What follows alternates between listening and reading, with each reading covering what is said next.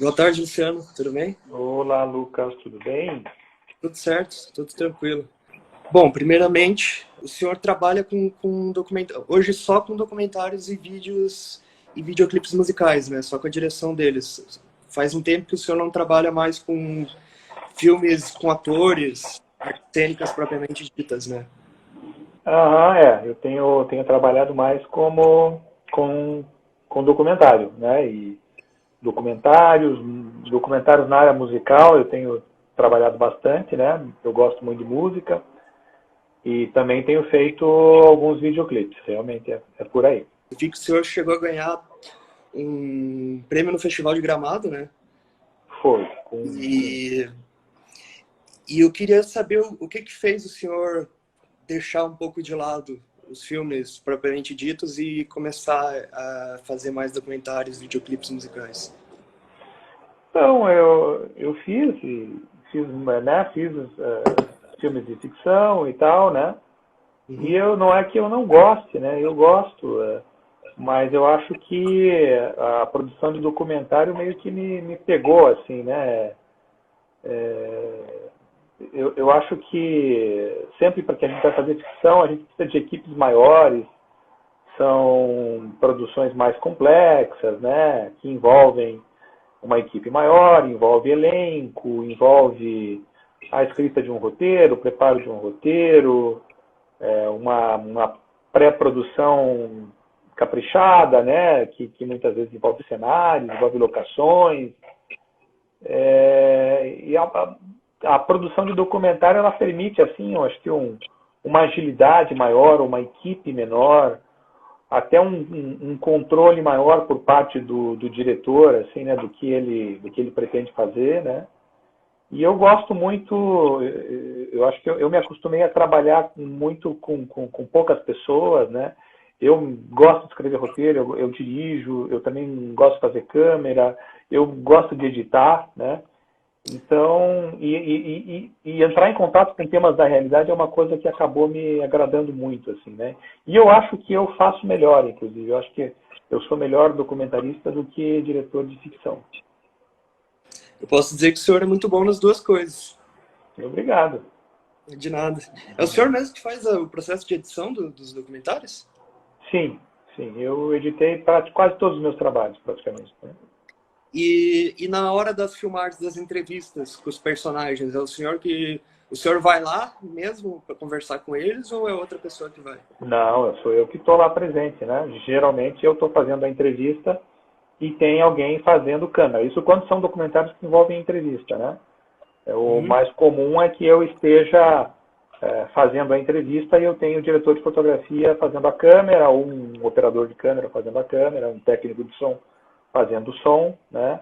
Também houve alguns documentários que eu fiz que eu mesmo fiz câmera também, documentários que eram mais documentários de observação, que não envolviam entrevistas, né? E eu mesmo fazia a câmera também.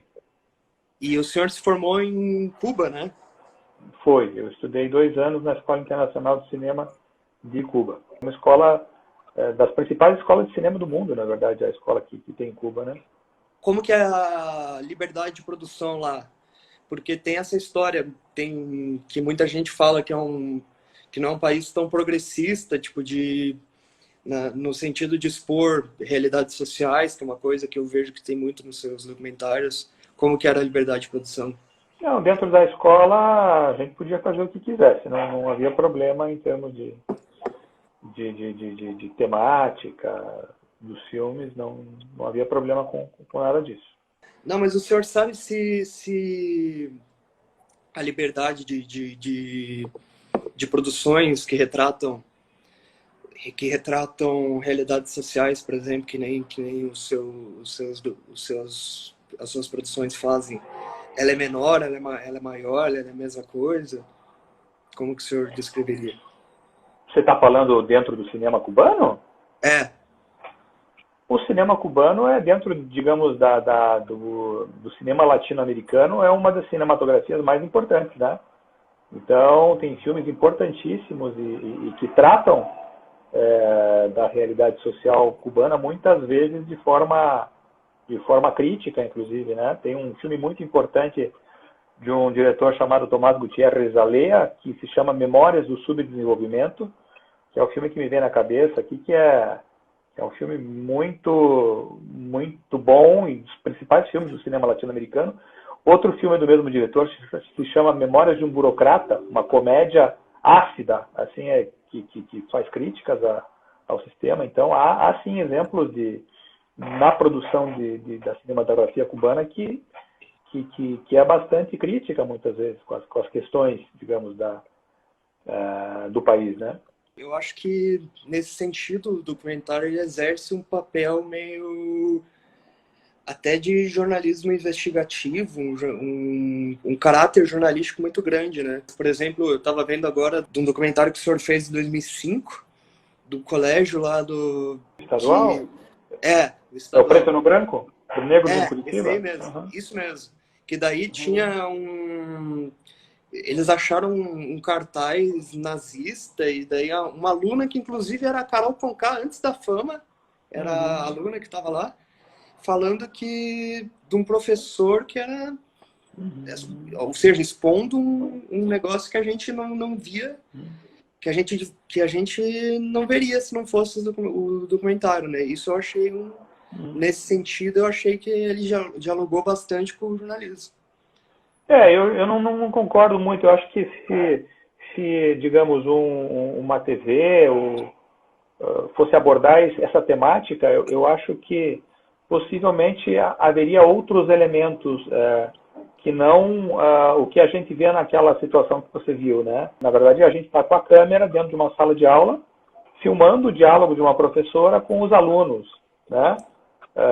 Sem interferência, né? Ou seja, geralmente o que você vê no jornalismo é a presença de um repórter que vai estender um microfone, fazer uma pergunta, ou você vê uma narração que vai estar apresentando o que está acontecendo, ou fazendo um comentário sobre o tema. E essa situação, por exemplo, que você está citando, é uma situação praticamente observativa, né, da nossa parte como documentaristas, né? A gente filmou, ficou um bom tempo dentro daquela sala de aula onde aconteceu aquele debate daquela professora com aqueles alunos e aquela situação foi editada, né? Então, eu acho que ela tem um impacto, eu acho que ela tem um impacto de realidade, porque justamente talvez por não ter as interferências que às vezes existem numa linguagem jornalística, né? Então, eu acho que essa cena que você está citando é uma cena de característica de documentarismo, assim, que eu não vejo com elementos de linguagem jornalística. Eu, particularmente, não vejo. Eu acho que dentro do documentarismo existe mais liberdade para você escolher se você vai trabalhar com entrevistas ou não, se você vai ter uma narrativa mais cronológica, menos cronológica, que tipo de recurso você vai usar, né? Então, eu acho que existe um documentarismo mais próximo do jornalismo e existe um documentarismo que não é próximo do jornalismo, né? E eu, na verdade, não estou nesse documentarismo jornalístico, digamos. O senhor me contou na semana passada que o senhor é psicólogo, né? Que o senhor já teve algum entrevistado que acabou entrando no seu documentário graças ao seu trabalho de psicólogo, por exemplo, que era seu paciente e acabou entrando? Não. A minha trajetória de psicólogo ela é recente, né? Então faz alguns anos que eu comecei a atuar como psicólogo. Uma decorrência realmente do meu trabalho de escuta, né? Eu acho que eu sempre fui uma pessoa mais de escutar do que de falar, né? Mas nunca houve um diálogo nesse sentido, né? De pessoas que participem de um filme participarem da minha trajetória como psicólogo ou vice-versa, né? Eu acho que eu tenho me interessado, talvez, em trabalhar alguns temas em documentário que tem a ver com a psicologia e com a psicanálise, né? Em projetos que possam vir no futuro. Mas não dessa forma que você colocou como possibilidade. Eu vi vários documentários que o senhor fala bastante sobre pessoas que acabam não tendo uma voz tão grande na mídia. Por exemplo, minorias, moradores de rua, crianças que não têm condições de brincar que nem crianças normais e por ter que trabalhar desde pequenas. E para você, qual que é a importância de retratar essas pessoas nos documentários, essas pessoas que normalmente eles não aparecem tanto na mídia e que muitas pessoas olham torto para eles?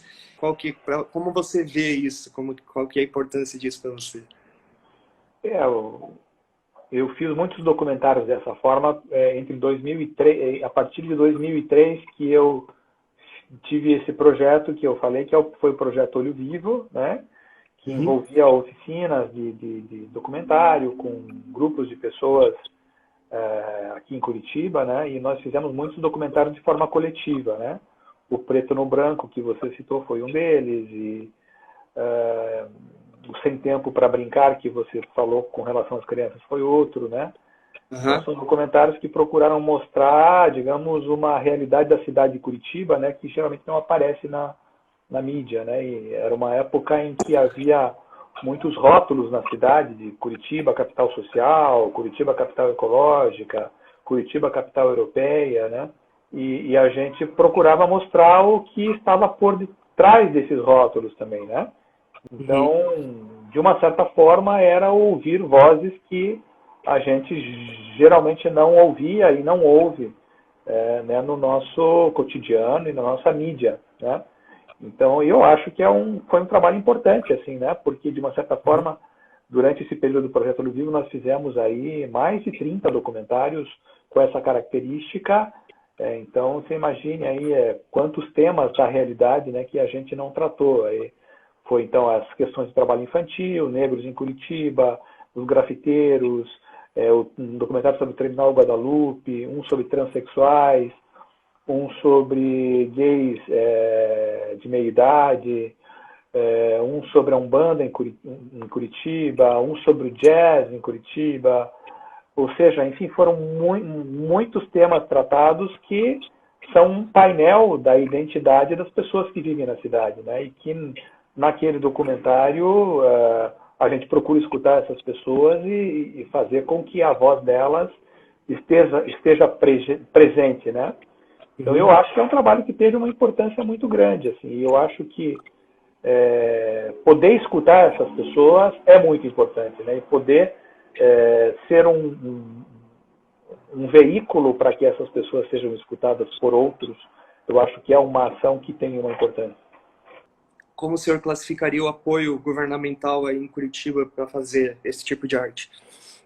A gente está num momento particular, nesse momento de pandemia, em que está havendo aí